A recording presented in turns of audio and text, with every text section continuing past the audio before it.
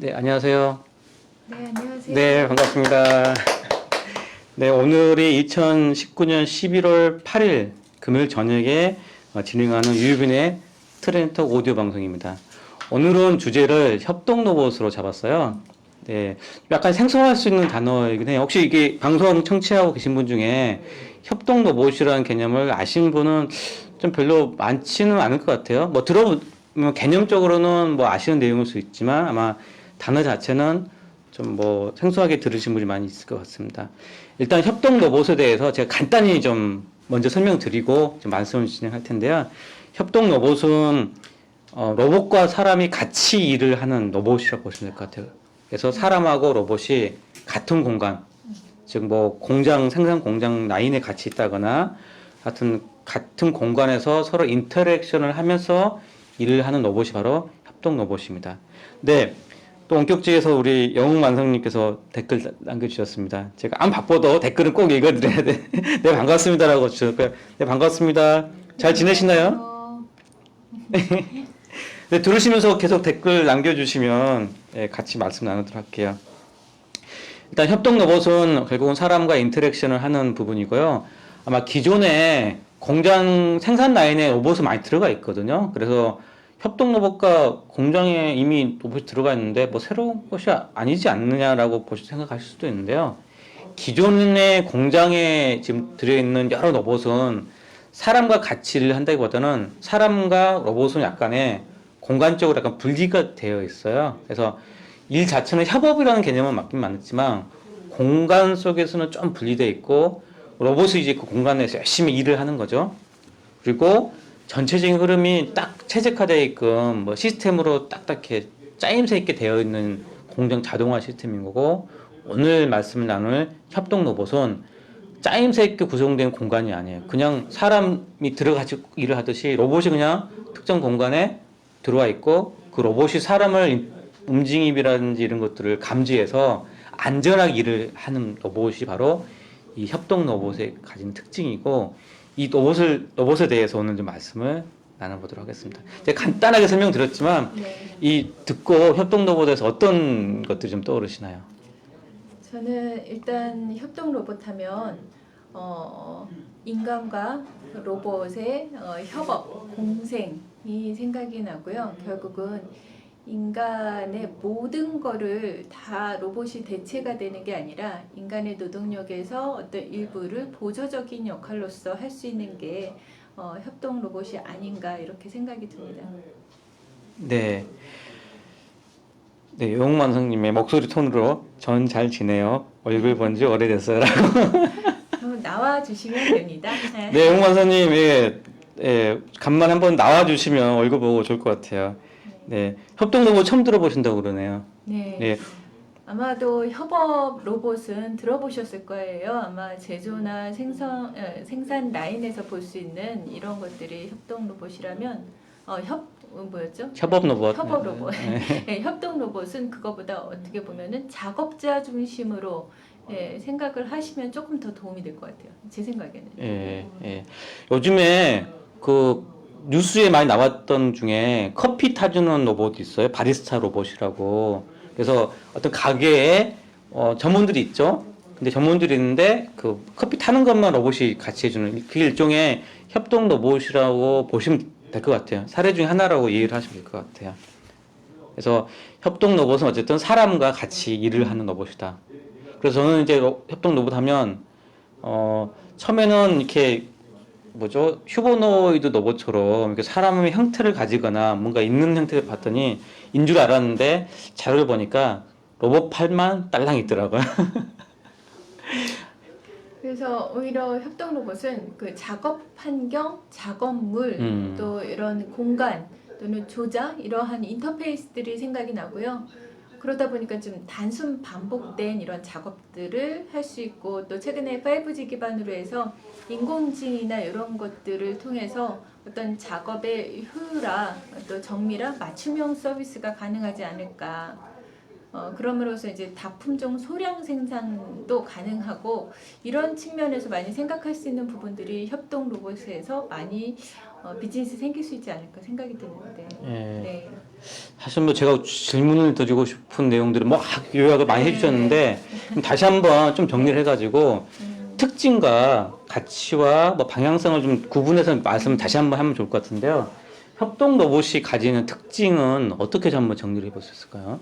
협동 로봇의 특징이라고 하면은 네. 먼저 인간과 인터랙션, 즉 인간과 로봇이 협업하고 공생하는 작업 환경이나 작업 공정 이런 것들이 생각이 들고요. 그 다음에 또 이 특징이라면은 또 안전에 대한 인증도 또 여기 그 협동 로봇에서 되게 중요할 것 같아서 그러한 부분도 우리가 특징적으로 살펴보아야 될 것 같고, 현재 협동 로봇은 오히려 경량화 또는 소형화 되기 때문에 설치 공간이 최소라는 것, 이런 것, 또 설치가 용이하다는 게 아주 장점으로 보여요. 기존에는 고가에다가 뭐 공간이 아주 커야 되고 이랬지만 그런 장점이 있고, 현재 보여지는 거 보면은 커피나 요리하는 그 협동 로봇을 보면 로봇팔, 거기다가 또 그리퍼가 같이 활용이 되고 있는 것들을 볼 수가 있어요. 사람이 할 수 있는 팔의 어떤 보조적인 역할로서 좀 더 생산성의 어떤 효율성을 증대시킨다 볼 수가 있고, 또 하나의 특징으로는 이제 또 스마트 팩토리 구축에도 용이하다, 얼마든지. 그리고 생산 시스템의 구성이 좀 유연한 거를 볼 수가 있는 것 같아요. 왜냐하면은 우리 트랜스포머처럼 협동 로봇 같은 경우는 얼마든지 재배치가 가능하고 모양을 좀 바꿀 수도 있고, 이런 부분들이 작업자 중심으로 돌아간다는 게 하나의 협동 로봇의 특징이라고 생각이 됩니다. 네, 말씀해 주신 동안에 계속 댓글이 좀 달려 있어서 제가 댓글을 좀 읽어드릴게요. 네. 영웅만성님이 댓글 남겨주신 사항이 배달의 민족에서 개발하고 있는 음식 배달 로봇도 협동 로봇이지 않겠느냐라고 의견을 주셨고요. 유윤서님은 재작년에 일본 아이렉스 로봇 전시회에서 협동 로봇이 많이 나왔는데 햄버거 가게에서 패티 열화상 찍으면서 자동으로 패티 조리하는 게 무지 신기했습니다 라고 주셨고, 협동 로봇은 사람을 대체하는 게 아니라 사람을 보조함으로써 생산 효율성과 안정성을 높이는 것이다, 이렇게 의견 주셨습니다. 네, 정확하게 말씀해 주셨네요. 네. 네. 그래서 아까 우리도 특징할 때 안전 인증이라는 네. 부분이 있는데, 결국은 협동 로봇은 사람과 아주 가까이서 거의 뭐 몇십 센치도 안 떨어지게 거의 작업을 하고 있기 때문에 상당히 안전성을 잘 갖춰진 로봇으로 출시가 돼서 설치가 되어야 될 것 같거든요. 그래서 기존의 공장에 설치되어 있는 자동화 로봇과는 훨씬 그 안전과 관련된 부분은 더 많은 인증과 기술적인 처리들이 중요한 로봇인 것 같아요. 이렇게 특징을 좀 알아봤고요. 예, 이제 또 그 협동 로봇이 가지는 가치, 이런 협동 로봇을 이제 쓰게 되면 뭐 사업적 가치라든지 또 사용자가 느끼는 가치라든지 여러 가치들이 있을 텐데 어떤 가치들이 있을지. 먼저 다품종 소량 생산, 또 생산 공정의 효율적 운영이 가능할 것 같고요. 그런 면에서 중소기업의 생산성이 이렇게 향상이 될 것 같아요. 결국은 개인 작업자 중심으로 어떤 보조적인 역할을 하기 때문에 인간에게는 어떻게 보면은 노동력이 좀 절감되고 작업 능률을 향상시키면서 기업에게는 어떤 비용 절감을 시킬 수 있는 이런 역할도 할 수 있지 않을까. 그렇기 때문에 노동시장에서도 유연한 대응을 할 수 있을 것 같아요. 결국은 사람의 어떤 단순 업무 이런 것들이 조금은 더 분산될 수 있지 않을까. 그러면서 실제로 이런 단순 그 업무에서 보면 그 신체상의 어떤 그 생길 수 있는 이런 것들도 부상도 감소될 수 있지 않을까, 이런 생각이 듭니다. 결국은 최근에는 이제 저출산이나 고령화 사회의 이런 노동 시장을 대응할 수 있는 좋은 하나의 사회 생산성 유지 측면에서도 어떤 그 고령인이나 어떤 그 협동 로봇이 하나의 좋은 새로운 사회를 만들 수도 있지 않을까, 이렇게 그런 측면에서 가치를 바라봐도 좋을 것 같다고 생각이 듭니다. 저는 말씀해 주신 것 중에 그 결국은 저출산 고령화 사회를 대응하는 부분들이 좀 마음에 와닿는 것 같아요. 네. 결국은 지금 현재로서의 이 협동 로봇의 뭐 생산성 향상이라든지 또는 뭐 여러 가지 사업적인 관점이 있겠지만 미래 가치에서 이 고령사회 대응이라는 부분들이 좀 더 이 시장이 더 커질 수 있는 여지가 있겠다라는 네. 좀 그런 때문에 의미 있는 가치로 많이 느껴졌어요. 네. 그래서 결국은 이 시장이 향후 어떤 방향으로 성장을 해 나갈 수 있을까? 저도 좀 고민을 해봤는데 몇 가지 한번 저도 말씀을 드려볼게요.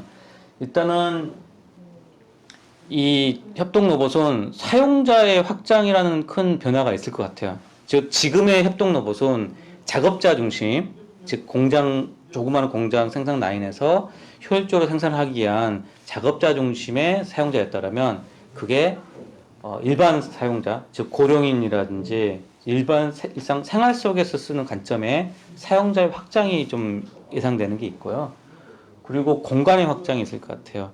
아까 작업자라면 이 공장이라는 공간인 거고요. 일반이라면 홈이라는 공간처럼 이렇게 그 제한된 공장에서 더 다양한 공간으로 확장되는 관점에서의 협동 로봇의 변화, 확장성이 좀 변화가 예상이 되고 있고, 그러다 보니 홈이라든지 이런 쪽으로 본다면 생활 로봇이라는 컨셉으로 이 협동 로봇이 또 새롭게 포지션이 가능할 수 있지 않겠을까라는 생각이 들어요. 예를 들면 이 생활 로봇이라는 게 보통 가정용 로봇이라는 부분도 있을 수 있는 거고, 아니면 개인이 캠핑을 간다거나 여러 이동하면 쓸 수 있는 이동형 로봇 같은 형태도 있을 수 있는 거고, 고령인이 그 근력을 보조해 줄 수 있는 뭐 고령인 보조 형태의 로봇, 보통 웨어러블 로봇이라 부르는 그런 형태의 시장으로까지 컨셉이 더 확장할 수 있고 결합될 수 있을 것 같고요. 그래서 이 모든 게 결국은 또 1인 가구라는 사회적 현상과 트렌드를 맞물려 가지고 이 협동 로봇이 이렇게 진화할 수 있지 않을까 하는 생각이 듭니다. 네. 또 뭐 다르게 보시는 사항들이 있으시나요? 예. 저는 이제 서비스 로봇 측면에서도 한번 바라보면 재밌을 것 같다고 생각이 드는데요. 2016년도 미래성장 동력 챌린지 퍼레이드를 진행을 하면서 로봇들에 대해서 실제 로봇이 행진도 했거든요. 그때 나왔던 로봇 중에 하나가 파티 로봇이 있었어요. 그래서 실제 거기서는 이제 파티를 알리거나 소개하는 돌아다니면서 그런 협업 로봇이었지만 협동 로봇이 된다면 같이 사회를 보고 음악을 같이 보조적으로 사회자 역할을 한다든지 엔터테인먼트에서는 어떤 그 파티뿐만이 아니라 공연, 이벤트에 같이 활용될 수 있지 않을까. 그래서 그런 부분도 우리가 조금만 생각하면 좋을 것 같다 생각을 했고요. 결국은 협동 로봇도 컨텐츠가 확대될 수 있는 비즈니스 영역이 너무 많을 것 같아요. 왜냐하면 이제는 일하는 방식도 많이 바뀌기 때문에 디지털 노마드나 마치 어느 곳에서든지 내가 작업을 하는 데 있어서 꼭 특정 공간이 아까 말씀하셨듯이 특정 공간이 아니어도 어느 곳에서든지 사업이나 아니면은 또는 일을 하는 데 있어서 좀 이렇게 보조적인 역할로서 효과적으로 작업할 수 있도록 도와주지 않을까. 그런 로봇 콘텐츠가 확대되고, 그 다음에 또 하나 얘기하고 싶은 거는 우리가 이제 디지털 트윈도 연계해서 협동 로봇이 할 수 있다고 생각이 됩니다. 특히나 지금 현재 VR이나 또는 뭐 가상현실, 증강현실에서는 지금 현재 그런 부분들을 디지털 트윈과 연계시켜서 지금 작업이 진행되고 있습니다. 그래서 그런 부분도 하나의 협동 로봇의 방향성으로 우리가 한번 생각할 수 있고요. 그러지 않을까 생각이 들어요. 네. 좀 전에 로봇 컨텐츠 말씀하셨는데 그 컨셉을 저도 좀 더 부연 설명을 좀 해보면 좋을 것 같은 게요. 스마트폰에 하드웨어적인 부분이 있고 거기에 웹이라는 소프트웨어 시장이 형성됐듯이 이 협동 로봇에서는 로봇이라는 하드웨어, 로봇팔이 있다라면 그 로봇팔이 요리를 할 수 있다라든지 아니면 무슨 선반에 조립 작업을 할 수 있다는 것들은 다 그걸 제어할 수 있는 노하우 컨텐츠에 해당될 거고, 그래서 그것만을 전문적으로 만들어내고 학습시키는 수많은 이제 컨텐츠들이 존재하고, 결국은 로봇을 구매한 사람은 로봇 하드를 구매하고 그 컨텐츠에 해당되는 그 서비스를 이제 다운로드 받아가지고 그래서 비즈니스 하는 부분이 될 것 같고, 그래서 그렇게 일하는 방법들을 트레이닝 시켜서 실제 그 정보를 가지고 어쩌면 로봇의 인공지능 요소만 이 다운을 받는 거죠. 그래서 똑똑한 로봇, 요리 로봇, 무슨 로봇 하는 그런 형태 시장이 더 형성되고 확대될 수 있겠다라는 생각이 좀 들었고요. 그리고 로봇이 초기에는 좀 비쌀 것 같아요. 아무래도 또 구매하는 층이 많지 않다라면. 그래서 초기에는 비싼 로봇을 좀 렌탈해서 쓰는 비즈니스들이 좀 많이 형성이 되다가 로봇이 좀 저렴해지면 또 로봇도 고장도 날 수 있잖아요. 그래서 렌탈이 더 좋을 수 있어요. 어쨌든 저렴해지면 직접 이제 구매해서 쓰는 뭐 그런 형태의 비즈니스로 다양화되지 않을까 하는 생각도 듭니다. 네. 네.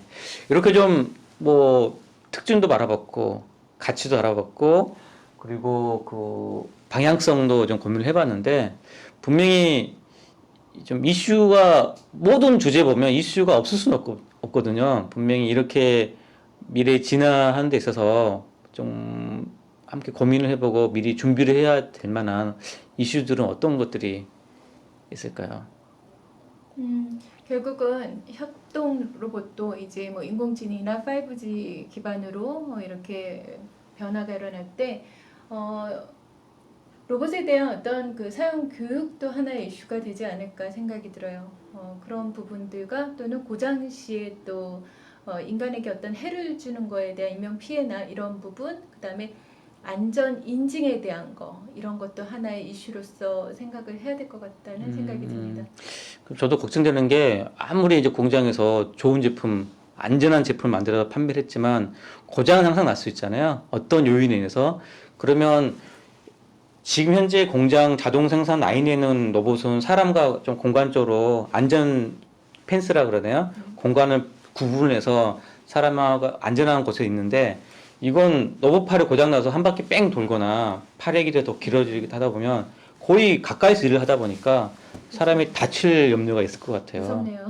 예, 그래서 로봇이 고장나거나 로봇이 해커에 의해서 해킹되었을 때 의도적으로 상대방이 해야 하는 부분이 있을 것 같아요. 그래서 협동 로봇이 사실 자동차도 마찬가지죠. 자동차도 잘 될 때는 좋지만 해킹에 의해서 사고 날 수도 있고 또는 자율주행의 기능이 좀 망가져가지고 고속으로 주행 중에 또 사고 나면 또 사망사고로 있듯이 분명히 긍정적인 면과 좀 부정적인 존재를 할 것 같아요. 어쨌든 분명히 협동 로봇도 나중에 보편이 되다 보면 좀 부정적인 면이 이슈화는 되겠지만 그래도 그 긍정적인 효과들이 훨씬 많이 있어서 뭐 이 염려 때문에 이 시장이 뭐 확대가 되지 않는다 뭐 그러지는 않을 것 같아요. 제 개인적인 생각으로는.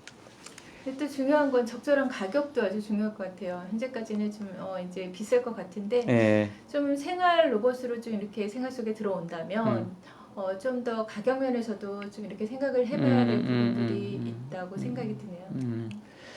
그럼 제가 그 협동로 하면서 뭐 공장 생산 라인 뭐 사례를 말씀드리겠지만 대충 이 협동 로봇이 쓸 수 있는 활용처 대충 뭐 몇 가지 정도 한번 들어볼 수 있을까요? 뭐 보통은 이제 지금 현재 나온 거는 뭐 해저 뭐 자원 탐사나 또 그런 뭐 스마트팜 뭐 이런 쪽에서 또는 헬스케어나 이런 쪽에서도 활용할 수 있을 것 같고 또는 지금 현재로서는 건설, 운송, 자원 수집에서도 부분적으로 보조적인 역할로서 작업 능력 향상을 위해서 활용을 하고 있습니다. 근데 그거보다는 이제 좀 더 소형 공장이나 이런 거, 그 다음에 현재 활용되고 있는 부분으로는 커피, 요리, 또 피자를 만들거나 이런 거 보셨을 거예요.